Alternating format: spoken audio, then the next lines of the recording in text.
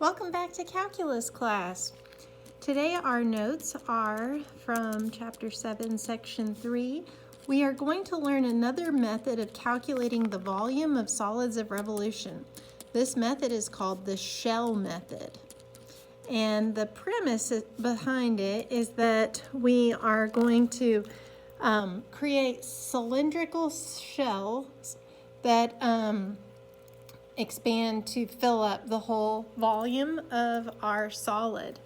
We're going to focus on a vertical axis of revolution today, keeping it simple. So here's our formula that we use to find the volume. It's going to be 2 pi times the integral from a to b of p of x times h of x dx. Now, p of x is going to be the radius of our cylinder. Since we have a vertical axis of revolution, let's see here, it's kind of like the x coordinate is our shell radius. So I'm going to put x, and h of x is our shell height, which is going to be defined by our function. Okay, and we're revolving around a vertical axis of revolution like the y-axis for this model. You could also think of this formula as being the volume equals 2 pi integral a to b of the shell radius times the shell height dx. So the radius is x in this example, and the function defines the height, and that can change. So let's start with a pretty easy one. For our first example, we're going to have the function y equals 1 minus x. So this is like a really basic linear function. And I'm just going to make a little sketch here of our function. So it has a y-intercept of 1, and it has a slope of -1, so it goes down 1, right 1. So right here forms our function. And so the volume will be equal to 2 pi times the integral, and then we're going from 0 to 1, that's my leftmost x value to my rightmost x value. And the shell radius, p of x, is just going to be x. That's how wide the shells open up to whatever x coordinate we're working with at that specific place. And then the function's height is the shell's height. So we're going to use our function 1 minus x dx. So that's how we set it up. We're rotating around this line right here. Okay, so let's find the volume. The volume is equal to 2 pi times the integral from 0 to 1. I'm going to do this one out by hand. Let's distribute the x. So we'll have x minus x squared dx. And now let's integrate. Power rule backwards. This is going to be add 1 to the power for x squared multiplied by the reciprocal of the new power 1/2 minus x cubed times 1/3. And this is evaluated from 0 to 1. So my volume will be 2 pi times 1/2 of 1 squared minus 1/3 of 1 cubed, and then minus, in parentheses, 1/2 of 0 squared minus 1/3 of 0 cubed. So the volume will be equal to 2 pi times 1/2 minus 1/3 minus 0. And so we would need a common denominator here of 6. So this would be 2 pi times 3/6 minus 2/6. So that's going to give us 1/6. So 2 pi over 6,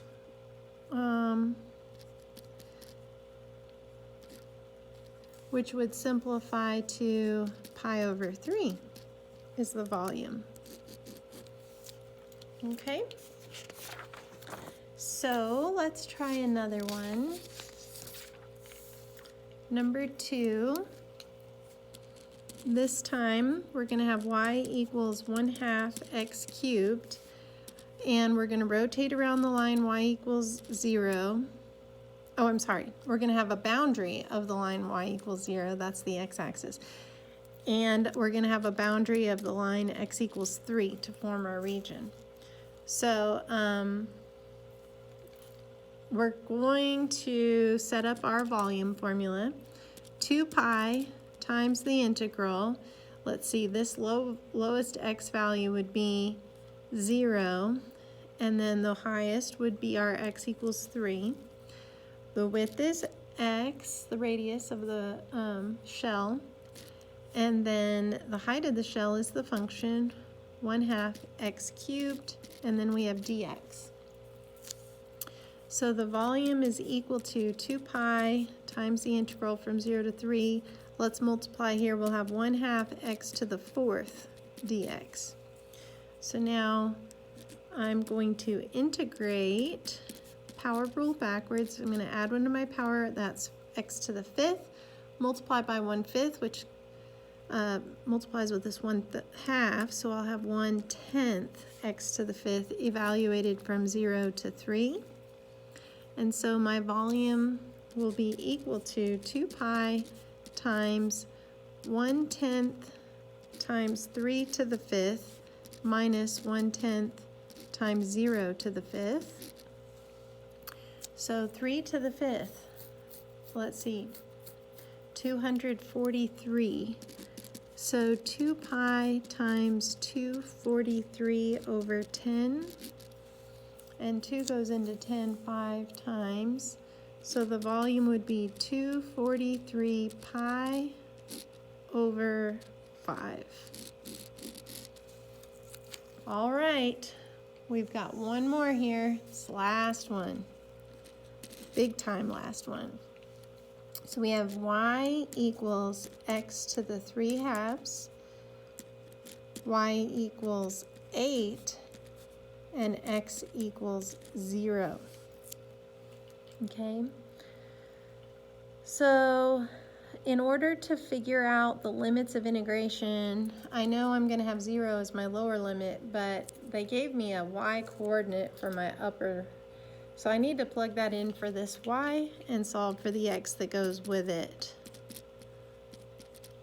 So if I raise both sides of this equation to the 2/3 power, that will cancel this power on the x. And that means the cube root of 8, which is 2, squared gives me 4. So that's my upper bound on my volume. So I've got the volume is equal to 2 pi times the integral from 0 to 4 of the width of my function, the width of my shell, the shell radius, x, times my function itself, which is actually going to be upper function minus lower function here. Since we have two y equals equations, we need to do the upper minus the lower. So it'll be 8 minus x to the 3/2 power dx. I'm going to distribute my x before I start integrating. 8x minus x to the 5/2 dx. And now I'm going to do power rule backwards. So x squared, half of 8 is 4. And add 1, so that'll be 7/2. Multiply by the reciprocal of the new power, 2/7. And evaluate from 0 to 4. So my volume is 2 pi times 4 times 4 squared minus 2/7 times 4 to the 7/2 minus 4 times 0 squared minus 2/7 times 0 to the 7/2. So I get 2 pi times 16 times 4 is 64 minus, this is the square root of 4, which is 2. 2 to the 7th power. Actually,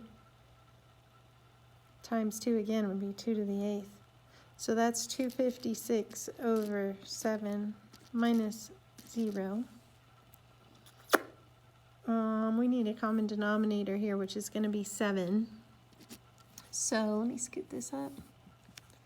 Volume equals 2 pi times 448/7 minus 256/7, which is 192/7.